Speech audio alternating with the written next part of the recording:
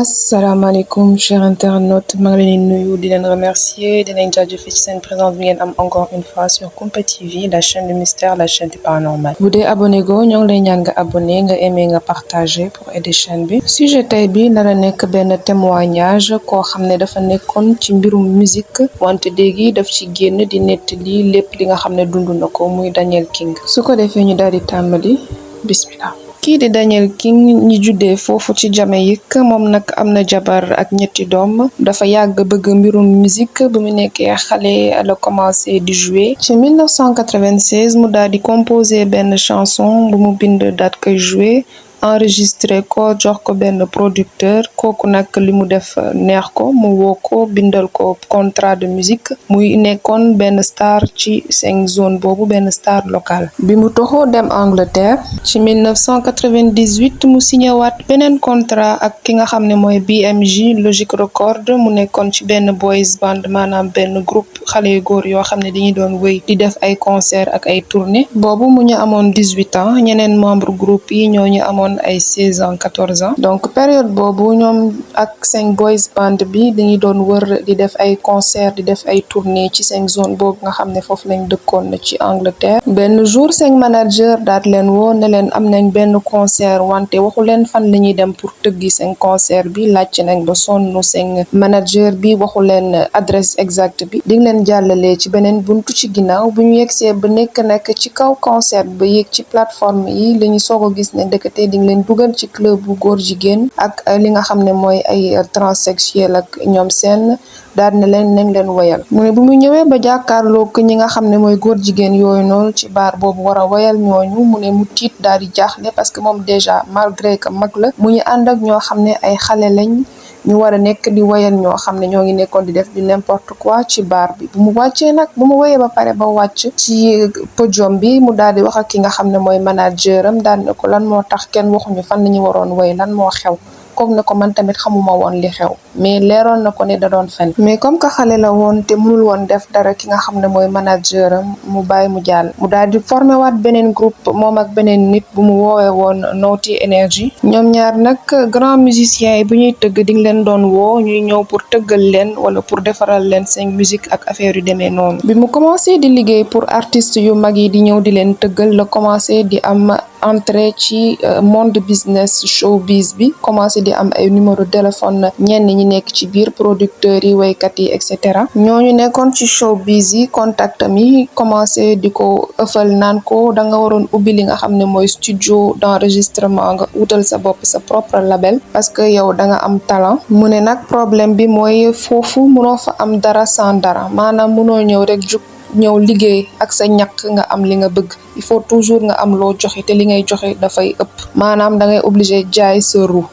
comme jigéen yu bëri yoo xam ne ñoo ngi ci biir showbiz bi bu ñu jaayee seen ru moo tax ñuy wane seen yaram ci clip yi ak di wax ay mbir yu salte ci seen chanson yi ci seen clip yi Daniel di expliquer ne li nga xam ne mooy musique dafa am impact bu rëy ci sa yaram maanaam physiquement dafa am lum lay def industrie showbiz musique bi dañuy defar seen musique ci li nga xam ne mooy 440 hertz fréquence boo xam ne dafay yàq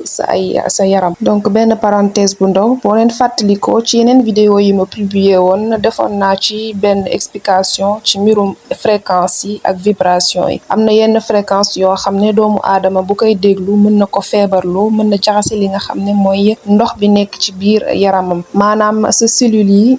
doomu aadama ndox moo ci ëpp def naa loolu yëpp ñun ñëpp xam nañ ko ci fréquence ak son yooyu vibration yooyu bu ñuy nekk en contact ak sa yaram ak say cellules mën nañ ko jaxase yàq ko mën na la sax indil ay feebar am na ay fréquences yoo xam ne nag mën nañ la fecc donc fréquence yi ku nekk am na loo xam ne mën nga ko indi ci doomu aadama yi am na fréquence yoo xam ne dafa tolloo ak li nga xam ne yàlla daf ko defar par exemple boo demee ci àll bi yàlla dafa am fréquence bu mu defaree lépp li nga xam ne moo ñu wër xeer yeeg ndox yeeg jën plante mala yeeg ñoom seen dafa am fréquence fréquence naturelle boo xam ne yàlla moo ñu ko tëggee mooy li gën ci ñun muy fréquence 963 hertz mu nekk fréquence boo xam ne mën na sax ubbi li nga xam ne mooy sa li ñuy woowee sa troisième œil illumination maanaam nga yeewu nga xam. am na ñu bëri nag su may wax mbirum fréquence duñu comprendre ne ça n'a rien à voir ak instrument musique maanaam mën nga utiliser guitare ma utiliser guitare su ma ko accordé nenn ni mën naa am fréquence bu différent que yow bi nga xam ne da nga ko accordé neneen nga am fréquence bu baax donc ça dépend rek si ni ngay accordé sa ay instrument donc comme ni ngeen ko mën comprendre fréquence yi su ma ko accordé nenn ni mën naa jaxase nit mën naa jël nit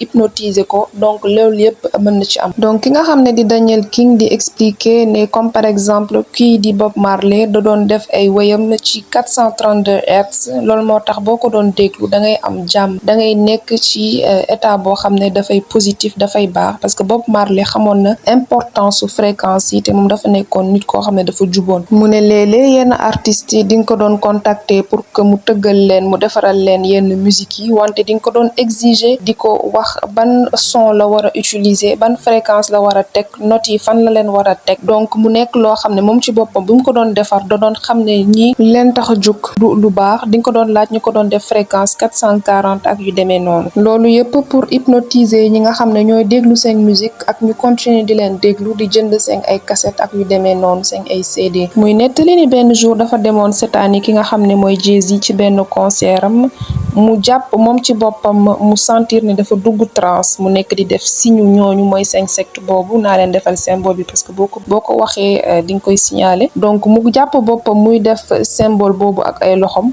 mu tiit daal ne waaw man lan laa nekk di def nii bu mu xoolee nag ci côté gauche ak droite mu gis ñi ko wër ñëpp mel ni ñu dugg trance mel ni seen xel bi dafa dem foofu la jugee génn carrément ci concert bi daal di comprendre ne vraiment affaire fréquence bi du ay faux dafa nekk loo xam ne lu sérieux la. mu jugee foofu bàyyi déglu ñi nga xam ne mooy ñoom Rihanna ñoom Beyoncé ñoom Kanye West affaire yu demee noonu. mu ne li gën a bon nag mooy ne ñoom seen objectif mooy yàq structure familiale yi ak li nga xam ne mooy yàlla dañoo bëgg a remplacer gëm-gëmu yàlla par gëm-gëmu seytaane loolu daal mooy seen objectif ultime loolu mooy seen but.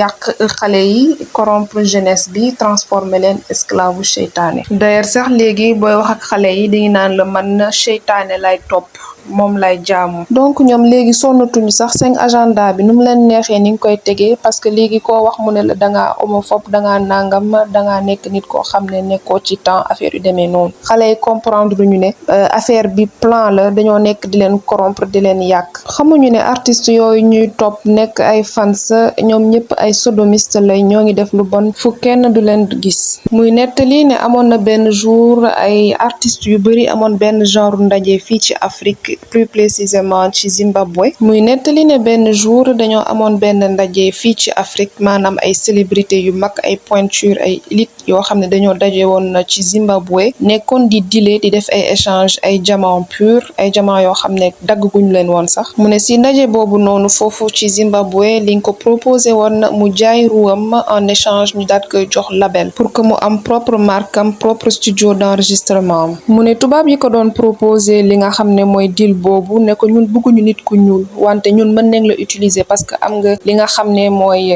nit yi lu ñu bëgg sa communauté lu ñu bëgg comme ça nga corrompre leen ñun ñu am li nga bëgg yow nga am li nga bëgg mu ne ci ndaje boobu gis na fa lu nekk gis na fa ay nit yoo xam ne dañuy doon ñëw juste pour naan li nga xam ne mooy deretu africain yi ndax xam nañ ne suñu ADN maanaam li nekk ci ñun dafa set ba léegi jaxasoowul ak ay nit yu bari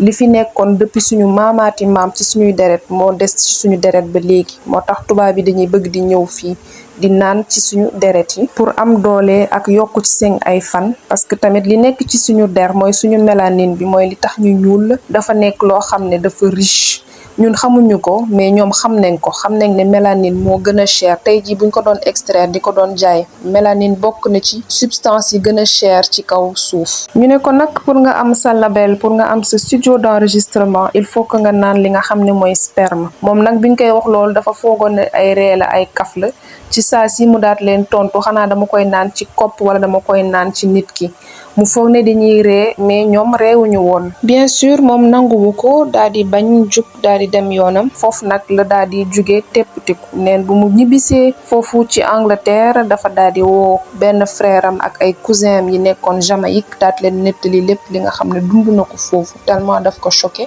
mu jaay ay bagaasam yépp ñooñ ne ko bàyyi lépp li nga am foofu Angleterre nga dellu si fii Jamaïque pour que ñu sang la nga dellu ci yàlla parce que li nga dund dafa ëpp. mu ne affaire yi choqué woon na ko trop wante frère am yi ak cousin mi nga xam ne ñoo nekk Jamaïque ñoom xam nañ ne loolu yëpp am na ci biir industrie musicale bi parce que dañuy côtoyer ay nit yu nekk ci bi bien sûr amuñu ay preuve directe mais di nga koy xam. donc noonu la Daniel jugee daal di dem fi nga xam ne mooy Jamaïque toog na fa ay weer ay at yoo xam ne da doon lii di ñaan yàlla di tabaxaat boppam parce que li mu dund yëpp dafa nekkoon loo xam ne daf ko choqué daf ko traumatisé. mu ne nag lépp li ngay dégg ci mbirum artiste yeeg célébrité yeeg mbirum industrie musicale yeeg ñoom seen nag lépp dëgg la ay sacrifice yi ñuy def ci xale yeeg tout tànk yeeg lépp loo dégg rek xamal ne am na ci dëgg. loolu yëpp bu muy xew 10 ans ci ginnaaw la donc mu ngi soog a ñemee waxtaanee ci loolu parce que nee na yàlla moo ko may doole boobu mu jukk di ci kaas di ci wax parce que dafa am loo xam dafa nekk loo xam ne lu important la. mënutul woon dëkk fi nga xam ne mooy Angleterre parce que saa yu fa nekkee da doon feebar moo tax mu daal di déménager ñëw installé Ghana donc moom instant bi Ghana la dëkk moom ak njabootam. donc voilà chers internautes yegg si nañ ci li nga xam ne mooy fin vidéo tey bi mu doon témoignage ki ñuy woowee Daniel King. Ni remercier ci seen présence di leen di ñaan bu dee abonné go nga abonné nga aimé nga commenté nga partagé di leen jox rendez-vous beneen jour pour beneen mystère ci même chaîne bi à bientôt.